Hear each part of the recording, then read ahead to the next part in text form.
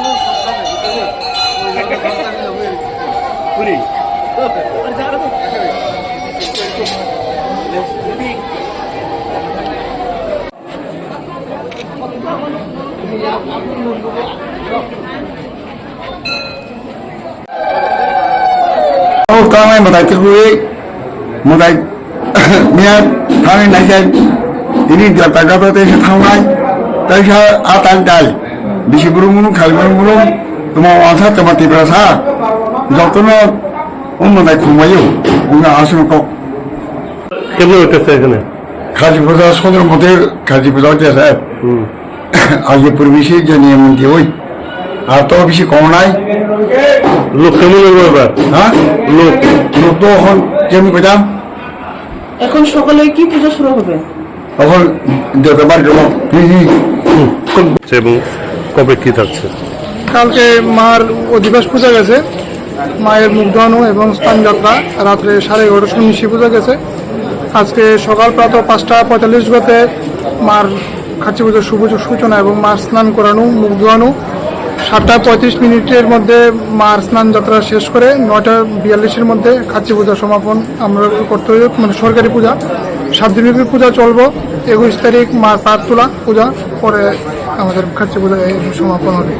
আমরা আশাবাদী সমস্ত ভক্তবৃন্দরা মার পূজার ভিতরে অংশগ্রহণ করবেন এবং সুষ্ঠু পরিকল্পনা করে আমাদেরও সাহায্য করবেন, আপনারাও সুন্দরভাবে থাকবেন। আমাদের ডিএম সাহেব এবং আমাদের এমএলএ স্যার আমাদের যথেষ্ট সহায়তা করছেন। ওরা সহায়তা ছাড়া আমরা তো কিছু করতে পারবো না। ওরা যেমন আমাদেরও সাহায্য করে, আমরা যেমন ওদের সাহায্য ভক্তবৃন্দের কাছে আশাবাদী সবার মধ্যে পূজাটা করা হয় শান্তি শৃঙ্খলাভাবে, আমরা যেমন পূজাটা করতে পারি। নমস্কার।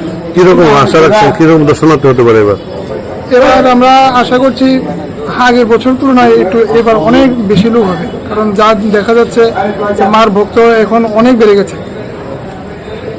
মায়ের কাছে সবাই প্রার্থনা করে যে মানুষের পড়াশোনা হোক, নিজের গৃহস্থ হোক, যাই হোক, সুষ্ঠু যেমন পরিকল্পনা সবাই করতে পারে, সুষ্ঠুভাবে যেমন থাকতে পারে। আপনার বাবা এই জায়গায় চণ্ডী পাঠক ছিলেন, তারপর পরবর্তী সময় তো আপনি এই জায়গায় সেই স্থানটা নিয়েছেন। কিরকম মনে হচ্ছে মন্দিরে যে সাজ সরঞ্জাম অন্যান্য বছর তো নিয়ম মেনে 14 দেবতার স্নান যাত্রা দিয়ে শুরু হলো এই বছরের 14 দেবতা পুজো এবং 7 दिन ব্যাপী ये हमारे लिए बहुत इम्पोर्टेंट त्योहार है और आज के दिन मैं पूरे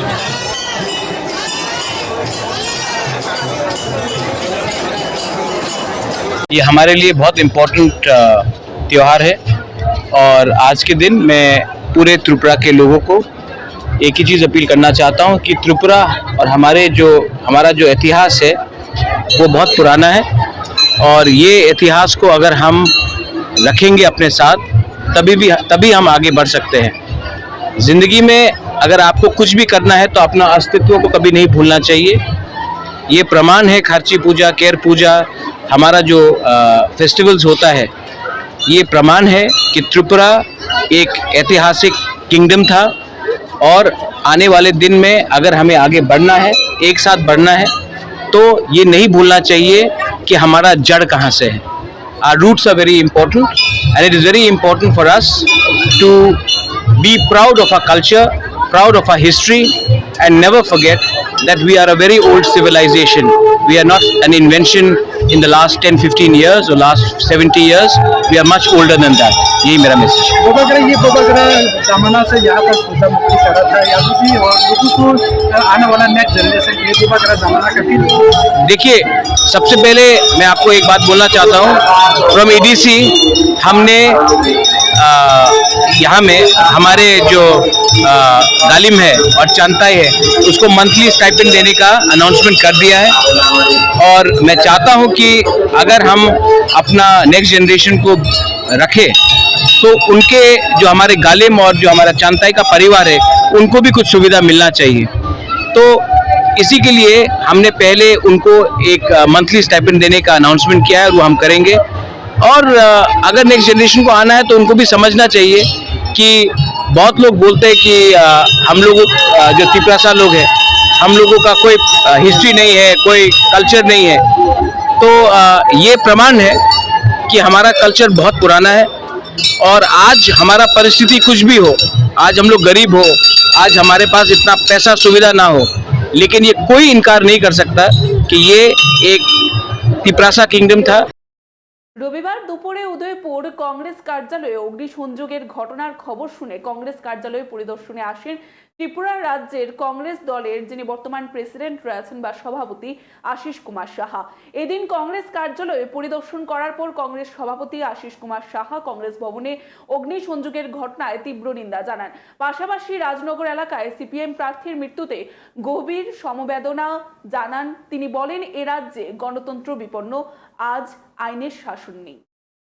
অফিসে অগ্নিসংযোগ, এই অগ্নিসংযোগ করার মধ্যে দিয়ে জেলা পরিষদে মনোনয়ন জমা দেওয়া, এটা একটা ভীতির পরিবেশ তৈরি করার প্রচেষ্টা, যাতে করে কংগ্রেস দল এই নির্বাচনে প্রতিদ্বন্দ্বিতায় তারা যেন না থাকেন। বিশেষ করে যারা প্রার্থী হতে চাইছেন গ্রাম পঞ্চায়েত স্তরে, পঞ্চায়েত সমিতি স্তরে যারা প্রতিদ্বন্দ্বিতা করবেন তাদের কাছে একটা বার্তা পৌঁছানো যে শাসক দল এই পঞ্চায়েত নির্বাচনে তারা লড়তে দেবে না, লড়াইয়ে যারা থাকবে তাদের জীবন সম্পত্তি নষ্ট করা হবে। যেমনটা বিশালগড়ে হয়েছে, ধর্মনগরে হয়েছে, বিভিন্ন বিক্ষিপ্ত ঘটনা আমাদের এই কল্যাণপুর, বামুটিয়া, ডুকলি বিভিন্ন জায়গায় সন্ত্রাস সৃষ্টি করে এই নির্বাচন বানচাল করা। শাসক দল বিগত নির্বাচনে আমাদের অধিকাংশ প্রার্থীদের ভোটে দাঁড় করাতে তারা দেয়নি, প্রতিদ্বন্দ্বিতা থেকে তাদেরকে সরে দাঁড়াতে বাধ্য করেছে এবং দেখা গেছে প্রায় 90% আসনে তারা জয়ী হয়েছে অনৈতিকভাবে, অগণতান্ত্রিকভাবে। আমরা আরক্ষা কর্তৃপক্ষকে জানিয়েছি, এজাহার হয়েছে, এজাহার মূলে আরক্ষা কর্তৃপক্ষের এখন শাসক দলীয় যারা সন্ত্রাসী, যারা বিভিন্ন জায়গায় বিভিন্ন সময়ে বিগত কয়েক বছর ধরে এই উদয়পুর মহকুমা জুড়ে যারা সন্ত্রাসের সঙ্গে যুক্ত তাদেরকে কিভাবে শাস্তি প্রদান করা যায়, তাদেরকে গ্রেপ্তার করে রাজনৈতিক বাতাবরণ এটাকে কিভাবে তারা সুষ্ঠু ও অবাধ নিরপেক্ষ নির্বাচন করার একটা অনুকূল পরিস্থিতি করা যায় সেদিক থেকে লক্ষ্য রেখে পদক্ষেপ নিতে হবে। আপনারা জানেন যে রাজনগরে একজন জেলা পরিষদ প্রার্থী, ওনার উপর আক্রমণ সংগঠিত করে ওনাকে মেরে ফেলা হয়েছে। উনি গতকালকে মৃত্যুবরণ করেছেন। অত্যন্ত দুঃখজনক ঘটনা। আমরা গভীর নিন্দা জানাই। সিপিআইএম দলের প্রার্থী হওয়ার জন্য এই অপরাধে ওনাকে হত্যা করা হয়েছে। এই ধরনের হত্যা লীলা করে সারা রাজ্য জুড়ে সন্ত্রাসের বাতাবরণ করে নির্বাচনে জয়লাভ করার যে প্রয়াস নিয়েছে মাননীয় মুখ্যমন্ত্রী, রাজ্যের পুলিশ মন্ত্রী, আইনমন্ত্রী, ওনার স্বরাষ্ট্র দপ্তরের এই ভূমিকা, এটা কোনোভাবেই মেনে নেওয়া যায় না। গত কয়েকদিন আগে আমরা গিয়েছিলাম ডিজিপির কাছে এবং সমস্ত সারা রাজ্যের চিত্র তুলে ধরে আরক্ষা প্রশাসনকে সক্রিয় ভূমিকা নেওয়ার জন্য আমরা যেমন অনুরোধ করেছি, এই নির্বাচন সুষ্ঠুভাবে অবাধভাবে সম্পন্ন করার জন্য রাজ্য নির্বাচন কমিশনারের কাছেও আমরা এই বিষয়গুলি তুলে ধরেছি। কিন্তু সম্পূর্ণভাবে এই যে নিষ্ক্রিয়তা চলছে, এটা মেনে নেওয়া যায় না। আমরা এই নির্বাচনে প্রতিদ্বন্দ্বিতার জন্য প্রস্তুতি নিয়েছি এবং এই নির্বাচন সুষ্ঠুভাবে সম্পন্ন করার জন্য একদিক থেকে যেমন আমরা প্রতিরোধ গড়ে তোলার আমাদের প্রয়াস থাকবে, বিরোধী দলগুলি সমস্ত ঐক্যবদ্ধভাবে লড়াইয়ের ময়দানে গণতন্ত্র বাঁচাতে আমরা মাঠে নামব। সাথে সাথে প্রশাসনকেও আমরা বলবো যে আপনারা আপনাদের নীরবতা ভেঙে আপনারা দায়িত্ব নিন। এই রাজ্যের মানুষ আজকে শাসক দলের সন্ত্রাসে, শাসক দলের জুলুমে, শাসক দলের অত্যাচারে তাদের প্রতিবাদের ভাষা হারিয়েছে। গণতন্ত্রের প্রতি আজকে ন্যূনতম শাসক দলের নেতা কর্মীদের শ্রদ্ধাবোধ নেই। গত পরশুদিন গভীর রাতে উদয়পুর জেলা কংগ্রেস অফিসে এই নাশকতামূলক অগ্নিসংযোগের ঘটনা সংঘটিত করে শাসক দলের সমাজ বিরোধীরা। নাগেরজোলা থেকে শেখেরকোট রোডের অটো চালক প্রমোদ কুমার বিশ্বাস দিনের বেলা অটো চালায় এবং বুধবার থেকে ডিউটি করে, নাইট গেটে ডিউটি। সোমবার দিন খবর হয়েছে রেল স্টেশন, শেখেরকোট রেল স্টেশন। ছেলের সঙ্গে ফোনে কথাও বলে সে। পরবর্তীতে রাত্র 12টা নাগাদ বাড়িতে ফোন আসে, উনি নাকি রেল লাইনে দুর্ঘটনায় পতিত হয়েছে। বাড়ির লোক ছুটে যায় এবং দেখতে পায় মাথার পেছন দিকে আঘাতের চিহ্ন এবং রক্ত ঝরছে। রাতেই মৃত্যু হয় প্রমোদ কুমার বিশ্বাসের। আজ তার পরিবারের লোক এবং নাগেরজোলা অটো সিন্ডিকেটের সহ চালকরা আমতলী থানাতে ডেপুটেশন প্রদান করে এই মৃত্যুর রহস্য উদ্ঘাটনের জন্য। প্রমোদ কুমার বিশ্বাসের বাড়ির লোকের অভিযোগ রয়েছে যে এটি দুর্ঘটনা নয়, এটি পরিকল্পিত হত্যাকাণ্ড। এখন অপেক্ষা পুলিশি তদন্তে এবং পোস্টমর্টমে কি বেরিয়ে আসে এটা দুর্ঘটনা নাকি হত্যাকাণ্ড। এই মৃত্যুকে কেন্দ্র করে অটো চালকদের মধ্যে উত্তেজনা ছড়িয়ে পড়েছে। বুধবার থেকে ডিউটি করে, নাইট গেটে ডিউটি। সোমবার দিন খবর হয়েছে রেল স্টেশন, শেখেরকোট রেল স্টেশন। তো বুধবার থেকে শনিবার কালকে গেছে, কালকে ডিউটি দিয়েছে 5টার সময়। তো 7টার সময় আমার ছেলের কাছে, বড় ছেলের কাছে ফোন করছে, কথা কইছে। এরপরে তো রাত্রেবেলা 12:53 বাজে আমার ছেলের কাছে ফোন করছে। একজন ফোন করে কয়, তুমি প্রমোদ বিশ্বাস, তোমার কি হয়? আমার ছেলেকে আমার বাবা। তো তাড়াতাড়ি আয়, তোমার বাবা অ্যাক্সিডেন্ট করেছে। সঙ্গে সঙ্গে গেছি, গিয়া তো কি অবস্থা, অ্যাক্সিডেন্ট কি মার্ডার না অ্যাক্সিডেন্ট, আমি কিছু বুঝতে পারছি না। আমি গিয়া অ্যাক্সিডেন্টের মতো লাগছে না ভাই। কি অবস্থায় পাইছেন? নাকে একটু ব্লাড হইতেছে আর শুধু এই সাইডটা ব্লাড করতেছে।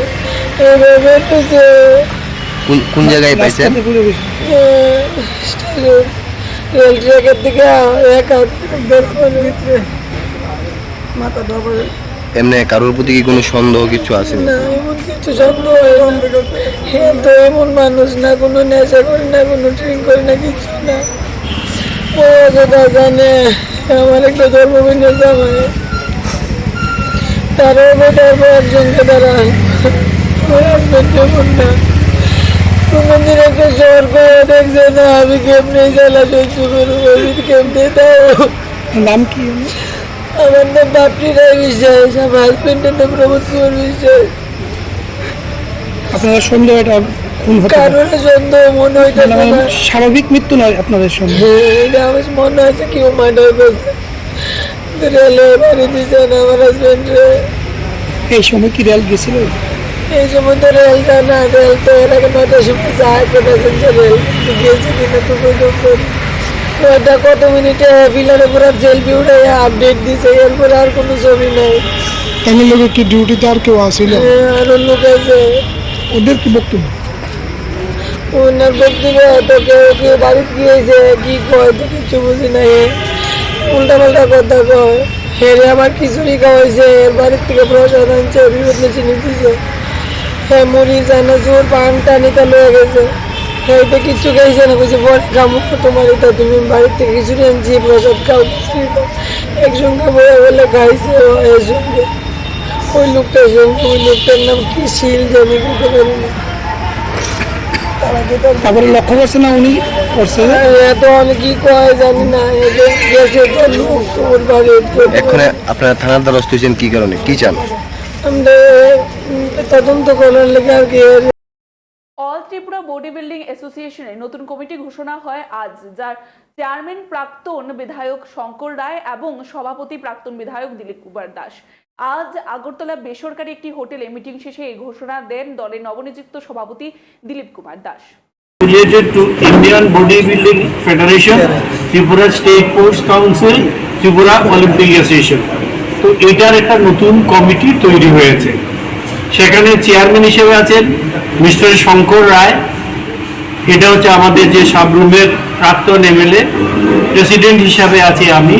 Vice president mister Amardeep Debbarma, mister Amar Saha, general secretary mister Badal Saha, assistant secretary mister Rupak Biswas, mister Partha Debbarma, mister Joyanta Mallick, treasurer mister Rajib Saha, আর একটা এক্সিকিউটিভ মেম্বারসের এখানে 7-8 জনের একটা কমিটি আছে।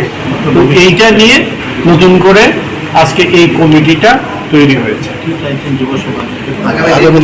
মানে কি কর্মসূচি থাকবে আপনাদের? এটা স্বাভাবিকভাবে এখন ইদানিংকালে খেলো ইন্ডিয়া বা স্পোর্টসের উপরে আমাদের মাননীয় প্রধানমন্ত্রী যে দৃষ্টিটা দিয়েছেন, এবং আমরা বিগত কিছুদিনে আমরা দেখতে পাচ্ছি যে ন্যাশনাল ইন্টারন্যাশনাল প্রতিটি ক্ষেত্রে শুধু ক্রিকেট বা মানে ফুটবল বা অন্যান্য খেলায় আমরা দেখতে পাচ্ছি যে আমাদের ভারতবর্ষের বিশাল সংখ্যক এটা এই মেডাল যে টেলি সেটা আমরা পাচ্ছি। আর কয়েকদিন আগেই তো আমরা ক্রিকেটেও আমরা ওয়ার্ল্ড চ্যাম্পিয়ন হয়েছি। তো এইসব ইয়ে করে, এবং আমাদের ত্রিপুরা রাজ্যের যিনি মাননীয় মুখ্যমন্ত্রী, তিনি একজন ডাক্তার এবং একজন বিশিষ্ট ক্রীড়াবিদ, সেই হিসাবে এটা আমাদের কাছে বাড়তি পাওনা, কারণ মুখ্যমন্ত্রীর কাছ থেকে খেলাধুলার ব্যাপারে বিশেষভাবে উৎসাহ এবং ফান্ডও পাওয়া যায়।